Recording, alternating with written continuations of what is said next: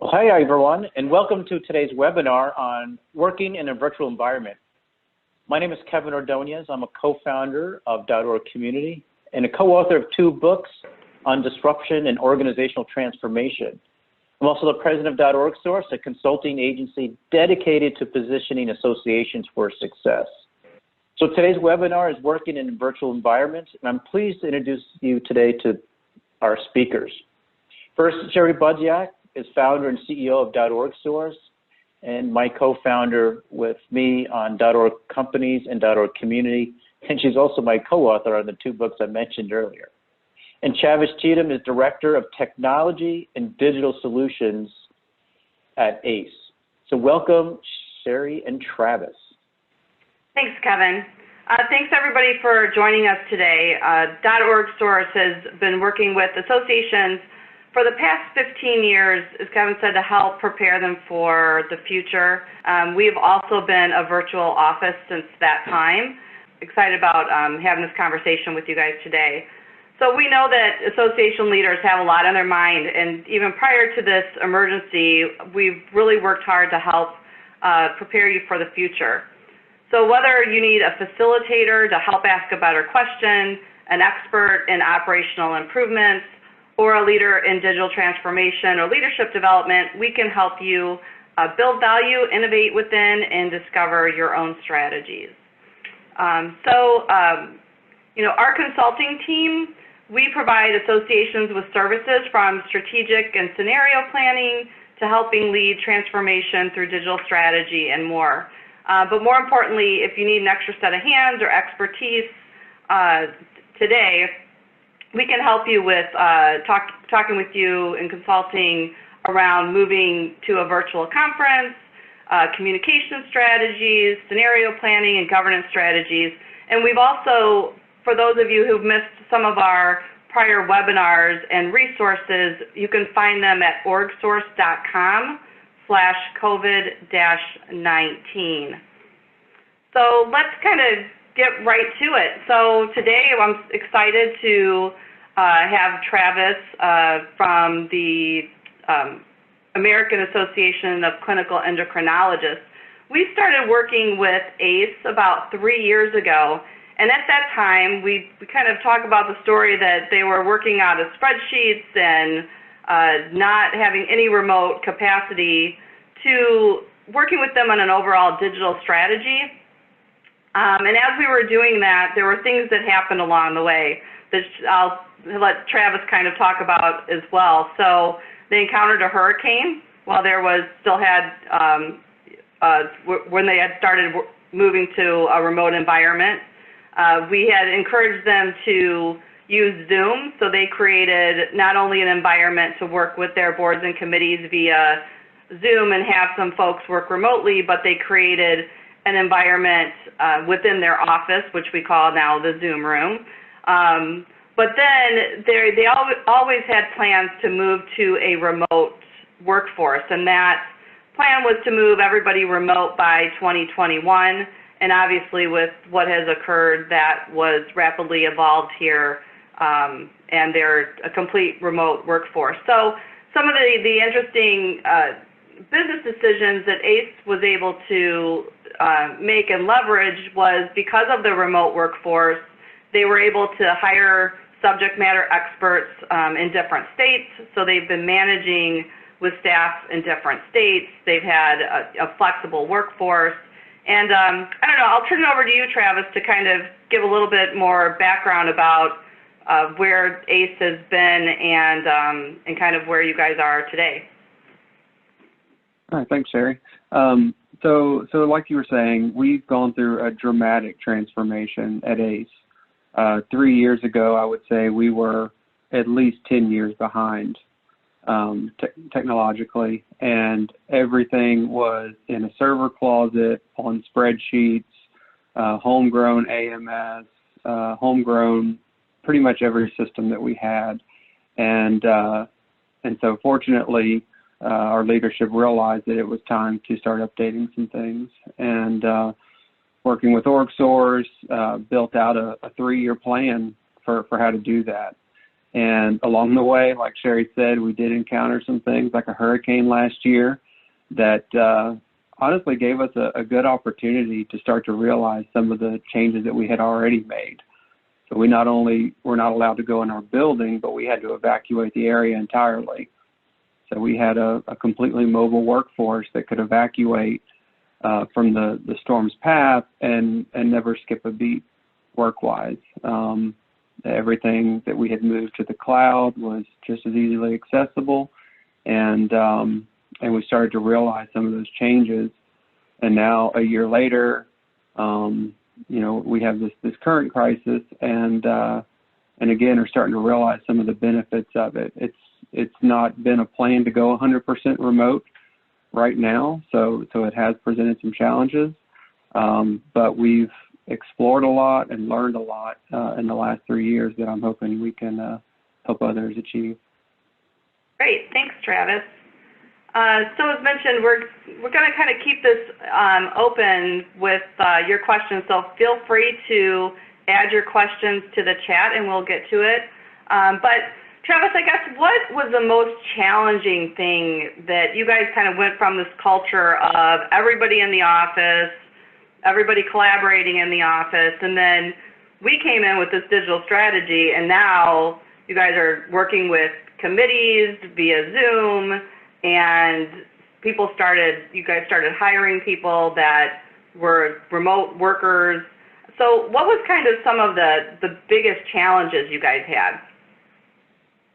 Honestly, it was really more a challenge for change management than it was a change in technology. Just getting staff on board with a completely new setup, and not only on board, but excited about where we were going.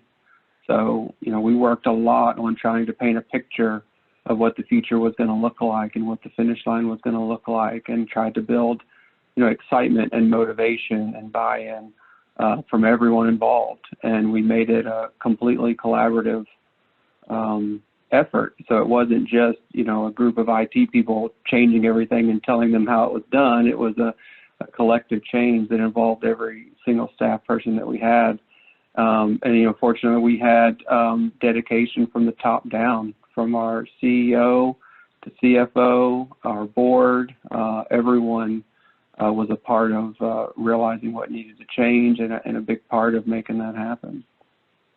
Yeah, and I think one other thing that I'll kind of point out, as AACE has gone on this journey, what we've considered, we call digital transformation, is also allowing them, or the plan was that when I mentioned early on that by 2021 they were going to be remote. Well, with their lease being up and the fact that they were able to work well in this environment, instead of the decisions along the way, instead of going and finding it maybe a different, a smaller space in person, to take that expense from the office expense now just went away, that they can use that expense for new product development, things like that. So that was, I think, from a business side, was really a great thing that was an outcome of some of these, technology improvements and the ability for people to build a culture to work remotely has been very beneficial to the business. So, Travis, talk to me a little bit about what are staff expectations. Like, we work with an organization that they can work anywhere that they want, but they're expected to be available via Skype or whatever it might be during certain hours, and sometimes even extended into after hours if they're not if they have some flexible time to work. So can you talk to us a little bit about what the expectations are at AACE? Yeah, absolutely. So, another big challenge we had, because so much of our staff were used to working in an office down in Jacksonville, Florida, pretty much, separated from a lot of other nonprofit organizations and the cultures that were happening in these other cities. And so AACE had built a culture of its own and built habits and processes that were completely isolated and siloed. And so we did a lot to break through the communication gap within staff. And then going 100% virtual in the past couple of weeks, it became even more apparent that learning to communicate differently was going to be vital to success. You can no longer just walk next door and talk to someone in their office or pass by someone and give them a note. It required a complete mind shift in the way that we communicate and collaborate on things. So we really pushed for that and pushed to break old habits.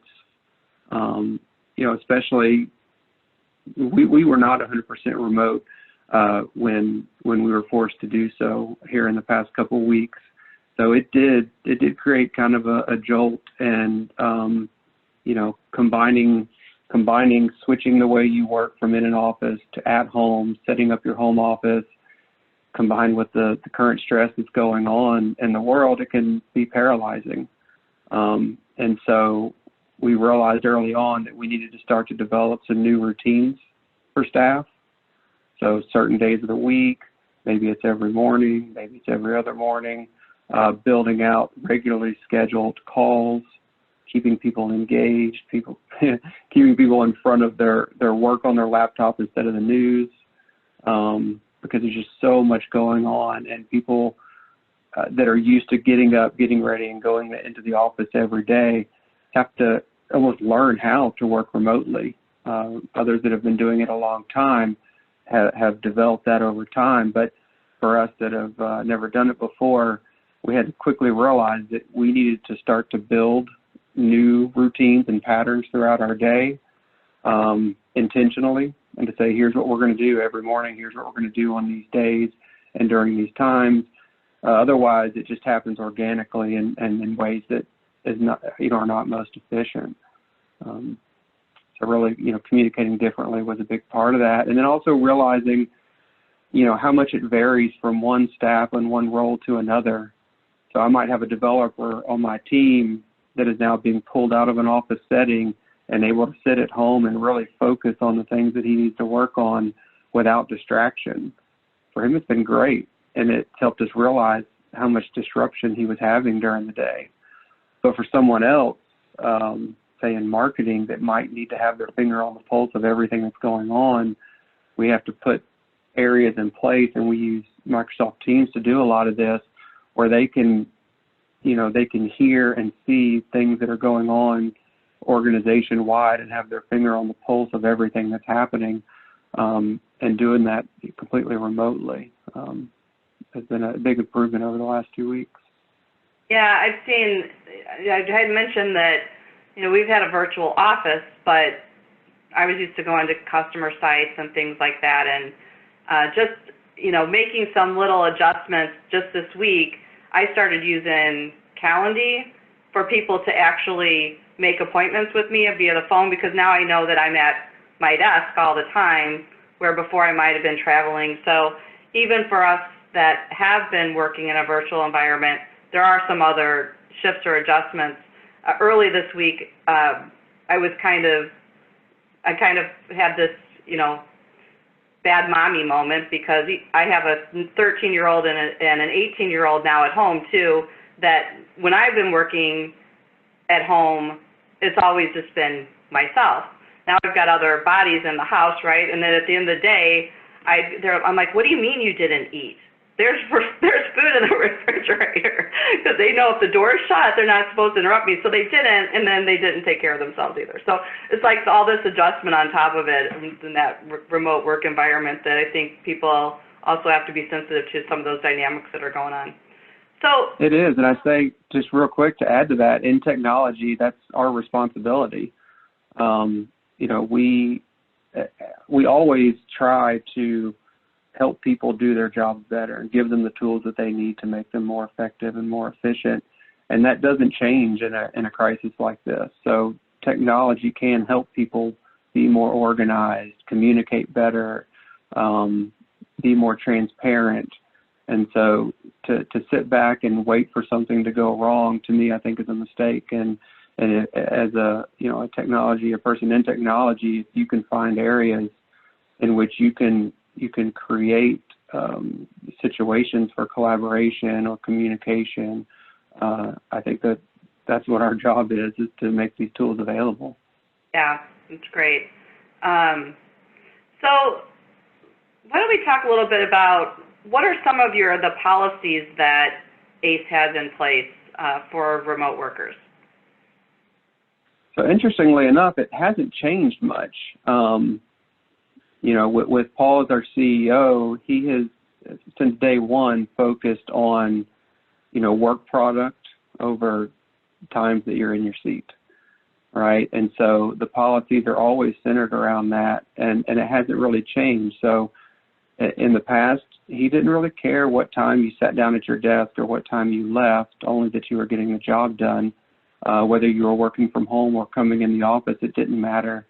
And so a lot of the policies and the procedures, although the procedures are adapting fluidly, the policies really haven't changed much.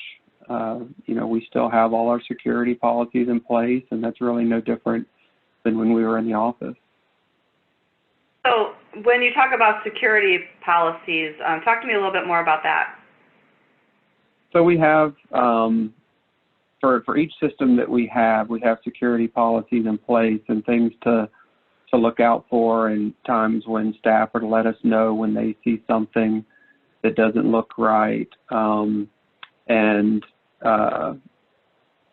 lot of that really, it is system by system, but a lot of that has stayed the same. And being, utilizing cloud-based systems really didn't change much from the office to working from home. Great. So if anybody has a question, please go ahead and add it to the chat. So we want to make sure we get to the questions that you guys have that are listening in. So Travis, talk to us a little bit about how you guys handle training. So say, for instance, you're onboarding a new person. How does that work in a remote environment? So I just did this the other day. We hired a new marketing director, and we set up a series of calls for one-on-one training. And the reason we do that is it varies so much from person to person. This new hire, she already had experience using Microsoft Teams and SharePoint and Zoom, and so it didn't require a lot of in-depth training. But we went through each piece of software that we use, talked about how they work and integrate with one another, how the SOPs kind of tie in with the technology. And then, we're able to take questions from her that we knew she had, coming into the training sessions. And then the next level is we have a team in Microsoft dedicated, a team channel dedicated to training and collaboration and questions. And so one of the things that I've worked to do is create an open, transparent method of communication and collaboration that gives staff the ability to give us feedback on how we can make things better, and to give us the opportunity to push out new technologies, new tips and tricks for how to do things. As you know, the technology is ever evolving, and there is no one training video that you put out and then you're done with it at that point. So as a technology team, we are constantly pushing things out to this channel, whether it's videos or links to pages with tips and tricks on how to do things, pushing for feedback. So we really work to try to not just be reactive and wait till something goes wrong, but to really push people to let us know how we can help them do their job easier. And I think it's interesting. Some staff they don't naturally want to come to us if they see an issue. They just think they have to work through it. And so we try really hard to let them know that that's what we're here for. And if there's things that we can do to help streamline their processes through the use of technology, or to make adjustments that help them do their job, then that's what we do. With that said, though, we don't make adjustments for every single issue that may come up. If something comes up that may need to be adjusted, we look at it, org-wide, and how can our SOPs be adjusted, and how can our technology be adjusted to help the organization as a whole. The last thing we want to do is to start to pick and choose and make single case scenario adjustments for things. So it is a fine balance, but we do push really hard for feedback on training. And then we have all of our videos and everything listed right there in the channel. So if anyone wants a refresher on something, they can go watch a recorded session. And we found that people will watch these videos much quicker than they'll go and read an article on how to use something. So when you talk about onboarding a new employee, so say they're here, your tech team is in Jacksonville, and Paul hires somebody up here in Chicago. So do you guys send them their equipment and set it up? Do you guys have them go to Best Buy and buy a laptop? Like, how are you guys managing that? Right. So we do order laptops. Those come in to IT here in Jacksonville so that they can be configured and then sent out ready to use. And then we order online all the other hardware that they need and have it shipped directly to their house. Actually, that's been a little challenging here lately, as you can imagine. And I actually ended up setting up an Amazon business account because that was the quickest way to get the hardware that this new staff person needed in their hands. And it was great. I mean, great process. They have an ability to build out your preferences and your kind of wish list of different products.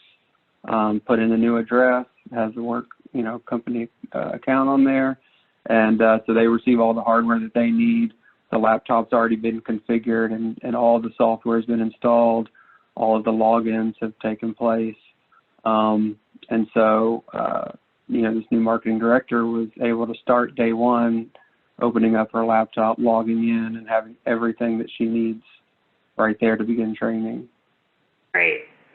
So, talk to me a little bit about how you guys you're in this remote environment. So how are you guys keeping up with, celebrating successes? And I've heard that some associations, one recently told me that they have a trainer that have a trainer come in the mornings virtually, and they're doing exercises with their families. Another saying that they are doing happy hours on Fridays virtually. So what are some things that you guys are doing? That's a good question. It seems so early for us being 100% remote that survival almost seems like the success. Success at this point is survival. But it is nice to have, C-level staff being the catalyst to doing some fun things online. So when you have a chief that comes in and starts to post things that are just fun, like, what song do you think of during this coronavirus pandemic? And, fun little things like that can kind of ease everyone's stress. We do have a culture of open communication. There's no stigma on anyone that might be, quote unquote, goofing off on our communication channels. We all know as staff that the end product is the game and that we have to do that no matter what. And we can have fun along the way while we do it. And so, we're constantly, I constantly see throughout all the teams that we have set up in Microsoft, congratulations on different things. And so our accomplishments are still congratulated in the same way and celebrated in the same way organization-wide. We're all in the same boat. We all know where we're going because of open communication, and we all celebrate these milestones that we come up on, whether it's in one team or another or on the all-staff team. So there's no standard celebration, I guess, yet, and I'm sure there will be eventually. And once we get through all of this over the next few months and a year, I'm sure we'll have a lot more digital celebrations. Yeah, I think you may have to suggest that happy hour. I think your senior staff there will approve of that. I like it. I mean, people are getting creative. I got an invitation just earlier this morning for one of my son's classmates whose birthday party was this weekend, and of course, people can't gather for that, so they send out a Zoom invitation with a schedule of the events that they're going to have during the Zoom call, including eating cake and playing games. And it's fascinating to see how people are adapting to this now that there's no choice. Yeah. So just to kind of take people through some of your process, and while you guys had a little bit of time, obviously, to get to where you are today, there were some things that you guys did pretty rapidly. I mean, when you guys saw the opportunity or had the opportunity with the change in senior management, I think you guys quickly went to using Zoom, working with committees, and one of the things that you guys put into place was to identify a person that could help not only train but help support those types of meetings. And I think that she still spearheads a lot of that internally, right? So that was helpful. And then the second thing that was really important, which I think associations are struggling with now, you talk about using Microsoft Teams or Office 365, which is great. But those that are moving to an environment today that's more remote, I think that you guys were able to take some time to organize your teams, organize the content. What are some other things, I think, Travis? I mean, those were two things that you guys did right off the bat that enabled you guys to start moving into this environment, right? Because now you have Zoom. What are some of the other things that you think were really important to have as kind of building blocks? And then where do you feel that there are things that associations should consider or look out for as they are kind of moving to this, or if they're not totally moving to this environment, at least that they're in this environment today, right? Right. Yeah. And so when I think back, where we were 3 years ago, and if this pandemic would have happened at that time, what we would have done. And it's really not much different than what we actually did do. It can be a little overwhelming to think about how much needs to change. But, we prioritized it. And we said, what changes can we make quick? What changes affect the most people? And, some of the first few things we did was purchase laptops for every single staff person. And then set up our file structure in Teams. So we didn't have, at the time, when I was brought into the digital strategy, we did not have a SharePoint site, cloud-based storage. It was all in a server in a closet, and we had no communication tool to use digitally. So at that time, Teams was really was the beginning of Microsoft pushing Teams really hard. It was pretty obvious that 3 years ago, Microsoft was trying to make Teams be the one-stop shop to working online, and so we jumped on board with that, and we said we're going to use it for our chat, we're going to use it for our communications, our video conferencing internally, and we're going to use it for our file structure. And so we took and listen, I bet I did a dozen takes of making this happen, where I would build it out in Teams, scrap it all, start over, build it out, scrap it all, until it was easy to use. And we ended up breaking the teams down into large groups of different departments, and saying these are the areas where people are going to communicate, and it's also the areas where we're going to store our files. And what's so neat about Teams is when you do that, you can store files within a channel, within a team, and it simultaneously builds a SharePoint structure for you in the background. So now whether staff wants to look up a file in Teams or they want to look it up in SharePoint and make changes, it's a mirror image. It's the same thing on both sides. So, the advice I would give is it's not as hard as you think it is. And it's just a matter of jumping in and making it happen. You can build out a team site and a team structure, task a few people with migrating files, and be up and running with a cloud-based communication, file storage, and collaboration solution on laptops pretty quickly.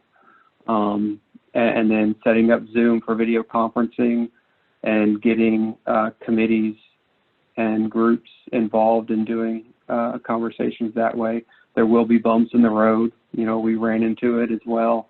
But in my experience, it's been more of a mental block for people than it has been a technology gap. Yeah. The tools are there, and I think it's like ripping a Band-Aid off. You just start, make it happen.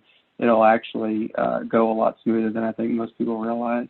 Yeah, that's great, Travis. This has been some really great advice and input and some things that folks can think about. For those of you that are participating, we will be putting together some, or we are in the process of putting together some policies that people can use as templates and things that we will, that you can find again at orgSource.com/COVID-19. That should be up later today.